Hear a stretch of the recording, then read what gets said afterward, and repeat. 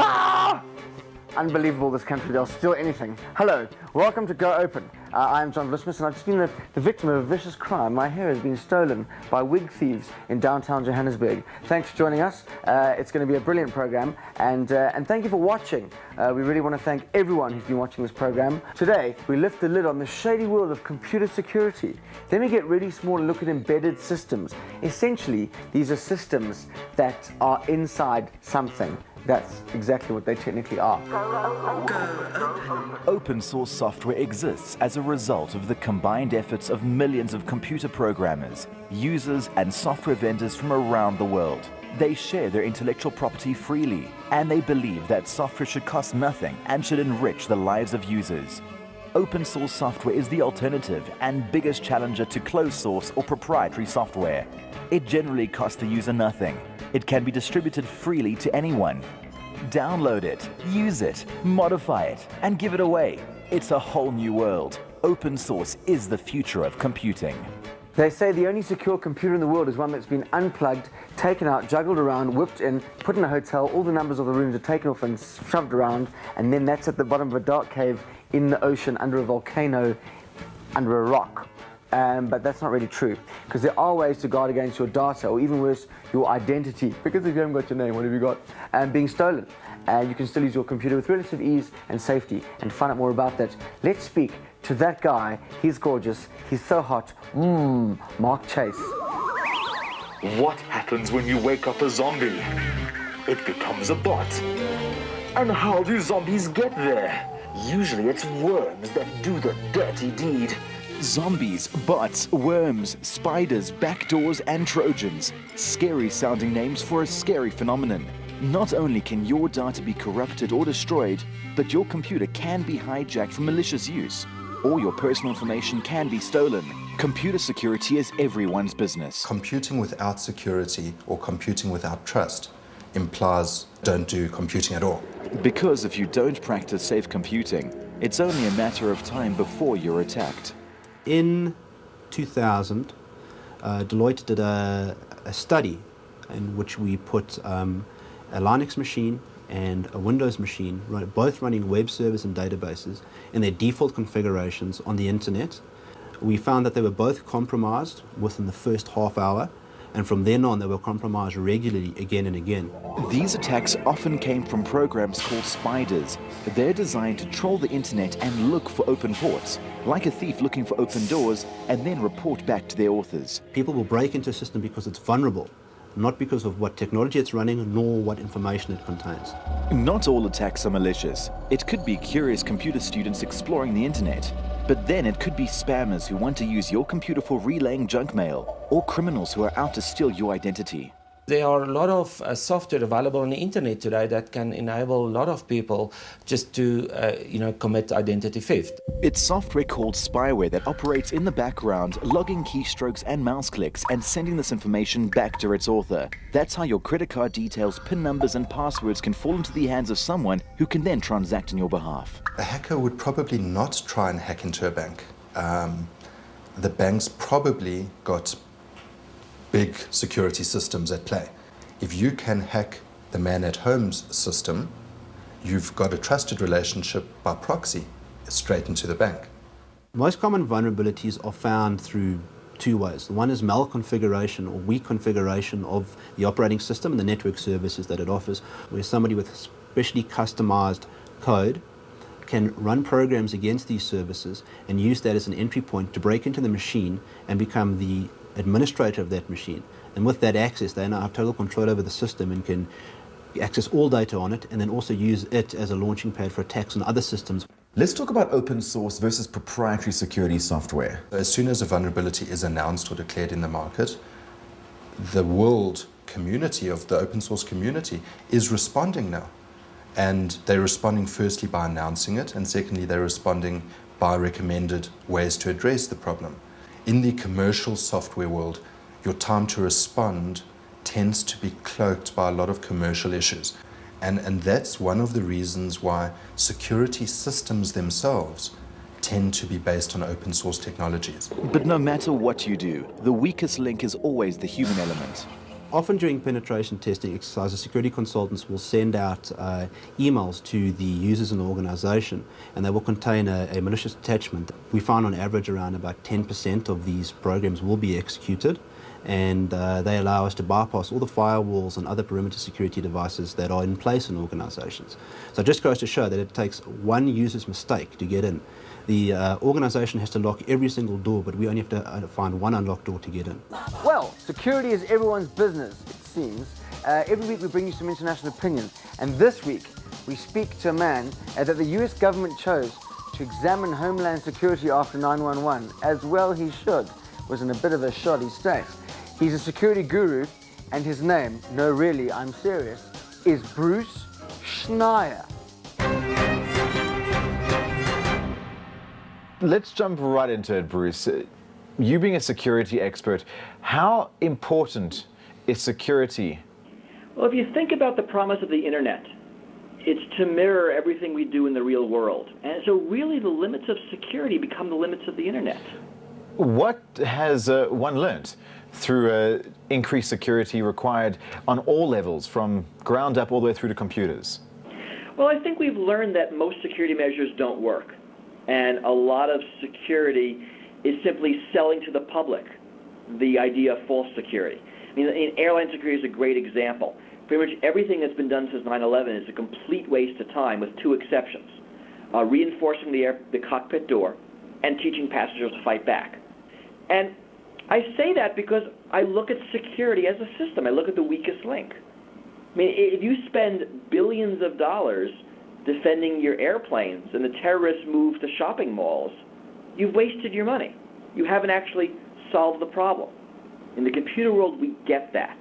We know it makes no sense to increase the key length of the cryptography if the operating system is bad. Now, we know the bad guys are going to go in through the vulnerabilities, and that fixing something else isn't going to make it better. How does an end user make sure that when he's downloading something which is free and for nothing initially, that he might not be downloading something which might also have a virus? The way to avoid that is to only download from reputable sources. I mean, there are mechanisms, signing code, and they work for an intelligent user. But for an average user, that's going to be too complicated. Have you been looking into providing open source packages with regards to security and antivirus software for those platforms? Well, right now we monitor open source products. We monitor the Linux operating system. We monitor Apache. We use Snort, an open source IDS, when we monitor some of our customers.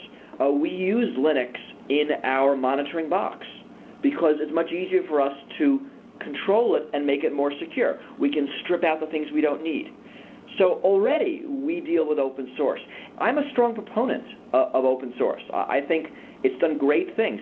I think it's done more to improve Microsoft security than anything else, just by being competition. Thank you once again for appearing on Go Open. Well, good luck. Please stick around, because in a moment we're going to find out about a box in a garden, which sounds like a Pamela Anderson video when they took a trip to Botanical Gardens, but it's not. It's something quite fascinating.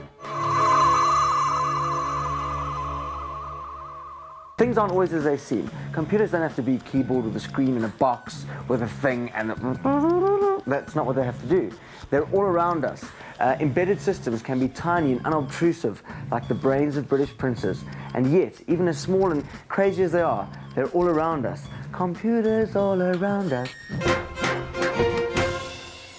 Most people use computers in their everyday lives without even knowing it. DVD players, CD players, even VCRs all have computers. These are called embedded computers. Take my car, for instance. It tells me my temperature, my fuel range, even how far I have to go until my next service. Open source provides a way to develop these dedicated systems with all the benefits one would expect: low cost, ease of customization, and open standards compatibility. you can easily get access and you get other developers, not only a single company looking after your needs, but the whole world. So chances are somebody out there has the same needs as you, and there will be a solution tailored for your needs already. Frogfoot is a Cape Town-based tech firm run by Abraham van der Merwe and Johan Botha, who discovered open source at university. They provide a variety of solutions for their clients, which range from small businesses to large corporations. Well, an embedded system is a device where the actual computer is hidden from the end user. An example would be a cell phone or a wristwatch. Here, for instance, I have a device called the bandwidth manager, which is used to prioritize traffic on a customer's lease line. Inside, we have a board. This is a fully fledged computer. It has memory and a processor and network cards and storage media. So where Linux comes into the game here, or open source software, is we install an operating system on here. The user will never actually interact with that, but it's a fully fledged operating system, the same one you would run on your desktop, just stripped down a little bit more to perform certain functions. Even large industries have looked to embedded systems for solutions. A few years ago, some casinos had a problem: too much money. Well, too many coins. Managing the millions of coins and tokens in machines was a logistical headache. They turned to Namitech in Johannesburg to create a smart card solution. Now we started manufacturing to begin with what we call our smart cashiers, which is pretty much a bridge between where you can insert cash and it issues you a smart card with value on it. It's pretty much a memory card with a security key on there. The smart card is inserted into a card reader running Namitech's embedded Linux in the machine. All transactions are verified and authorized on the central server in the casino. Instead of coins, it's the card that pays and receives payouts. Adrian and his engineers chose Linux as an operating system mainly for security reasons. But it's every step. I mean, you also got sort of devices reading at the sort of cash out machines that can read this. You've got machines that loads value onto this, that has to read it. So every component of your system there has to be secure. For a lot of this, we also use Linux on the server side for exactly that thing as well, that we can lock down specific features on our server. Dimitrios Savidis of Powerband works mainly with embedded systems that make life a little easier. We could take a house or a building or an apartment block and link in a power line modem, which basically allows you to create networks over a 220-volt cable system. It'll use your electricity as a conduit, as opposed to cabling the entire building. And it's all controlled really from a firewall type embedded platform. So if you're sitting at work and you decide you want to turn the chicken on an hour before you get home, you could basically log into your house, see the entire infrastructure and say, turn the microwave on, turn the front porch light on, and turn the pool pump off. In the not too distant future, all gadgets will become mini computers. What that means is that everything will talk to everything. It's not all about international heroes, though. The South African open source scene also has some heroes. And who better to speak to about computer security than Coltrane Nyati? He's here in the studio. How's it, Coltrane? Hi, John. Tell us a little bit first about how you started getting involved in computers. I think it started back at school when I was doing my standard 8. There was a science lab created in our rural village back in Bushbuckridge. You've gone on to do quite a lot of work in computer security. Yes. And particularly with banking. Can you tell me a bit about that? Okay. I think in the banks, normally in an ATM, there's a PIN pad. If you insert your card, you enter a PIN. And the PIN pad normally protects your PIN that you enter and sends to the bank for verification.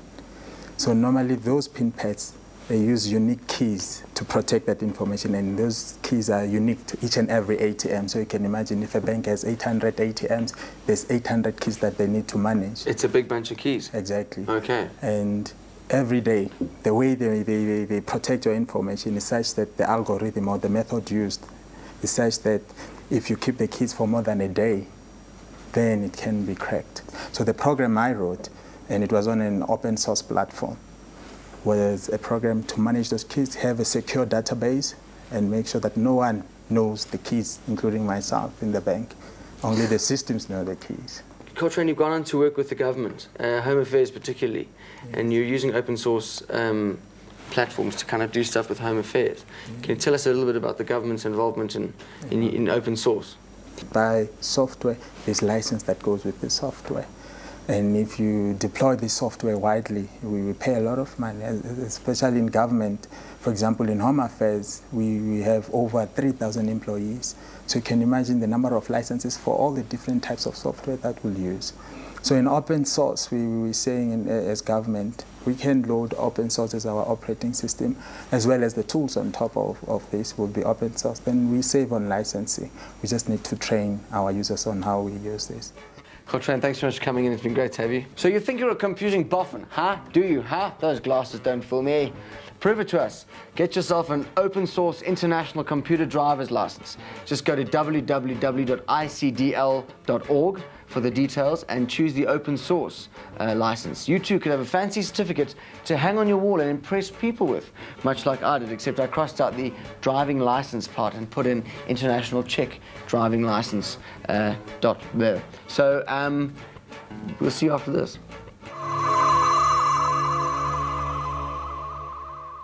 We're back. You're watching Go Open. We're talking about computer security. And, well, where are we most vulnerable? Where do all the little viruses and Trojans get in? Well, I saw the film, got the news. They're in the horse. But really, in the mailbox. That's what you have to watch. So here's Mark Shuttleworth discussing a mail client who has more than just a little built-in security. Today we're doing it with email. Now, email is obviously one of the most important applications for people who use the internet all the time. And Thunderbird, or Mozilla Thunderbird, is my favorite open source email application. Thunderbird has all sorts of features to make you more productive with email. I particularly like the way it manages spam so that I get less junk mail, and also the way it lets me store and search through thousands and thousands of messages. Mozilla Thunderbird is quick and easy to set up, and is customizable with extensions and themes. But its real power lies in its junk mail filter, which gives you Bayesian control over spam. Another great security feature in Thunderbird is the ability to disable images in messages, which can be a way for spyware or worms to get onto your system. In addition, mail filters help you sort mail from mailing lists or specific clients. So, whichever operating system you prefer, you can use Thunderbird for your email. Thanks, Mark. What a great story. I love the smell of Mozilla in the morning mail.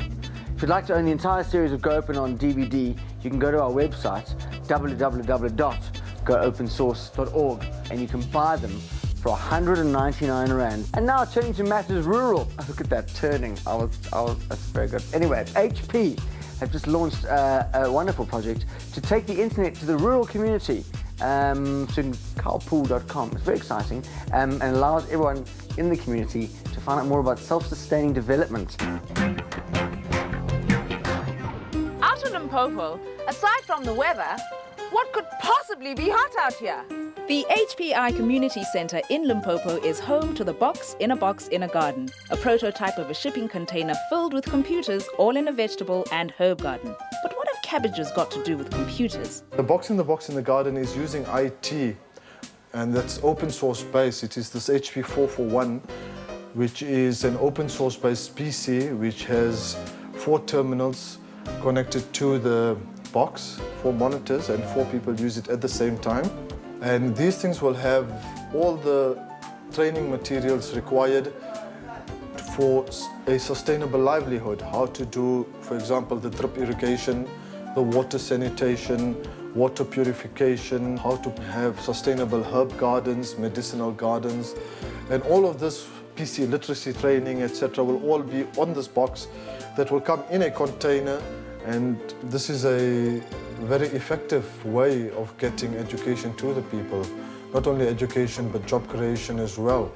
We intend to have this rolled out throughout the whole of Africa and hopefully the world as well. From a technical point of view, what benefits have you seen in running this BBG using open source? We need to put thousands of these boxes all over the place, and if we're going to look at proprietary software with license fees, it becomes very unsustainable. I mean, here we're looking at something that works out to a few thousand rands and can become very affordable because of open source. We're going to be generating power using a solar panel that gets laminated on the roof of this box, and that would provide enough power to run this entire box in a garden.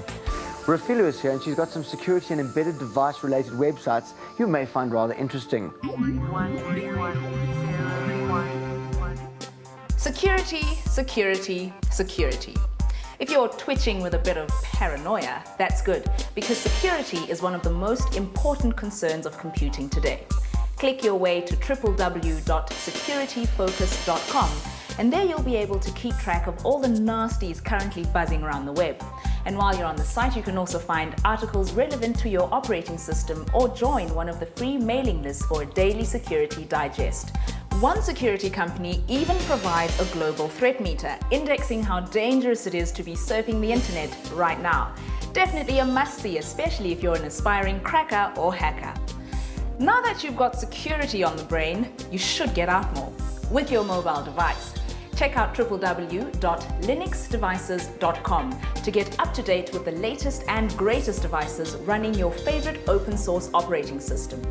linuxdevices.com has news and reviews from around the world, with articles focusing on various gadgets and news about Linux-friendly vendors. There's a large and growing gallery of gadgets and devices running embedded Linux. So from handheld computers to Linux-based robots, there's something cool for everyone. Now that you've started drooling over all the newfangled contraptions running Linux, why not point your browser at www.tuxmobile.org and find out how you can put Linux onto the devices you already own. Tux Mobile has a large repository of stories and case studies to choose from, so go in and dig around for your model of laptop or even palm top and try Linux out today. Now don't delay, go to securityfocus.com and get up to date with what's happening in computer security. Then head straight to linuxdevices.com to check out the latest and greatest Linux gadgets. Finally, tuxmobile.org is the place where you'll learn how you can put Linux onto your mobile gizmos. Get out your crib notes and it's time for the competition. All you have to do is answer this question correctly and you can win the following fantastic prizes. There's a PhotoSmart digital camera and color printer from Hewlett-Packard. There are 2 separate DVD writers from LG and as well as a 17-inch flat screen monitor. Some Soviet clothing as well. The question is quite simple. Is embedded Linux A, an operating system for use by journalists in Iraq? B, a small customized operating system for single-use systems? Or C, a portable computer you can play with in your bed? Send your answer, just A, B or C will do, plus your name to 34357 and you'll be charged 2 rand in SMS. And the winners of last week's competition are... Johannes Nordier is the proud winner of the 17-inch LG monitor. Ken Meyers and Jonathan Chrissinger each receive an LG DVD writer. Gideon Hubert and Aziz Series will look stylish when they wear their Soviet jeans. And Maria Boshoff gets that HP digital camera and printer bundle. Well done. Well, that brings us to the end of our episode on security. We hope we've given you some education to sort of arm yourself so that you're secure in your computing, as squirrels' nuts are when they're tucked in a tree. Next week we look at open source in education. We also take a look at a local Linux distro with a difference. Very exciting. Then we meet some people who like to fiddle with their software. I know, rather distasteful. Until then, stay free, stay happy, and like the shops that never close, stay open.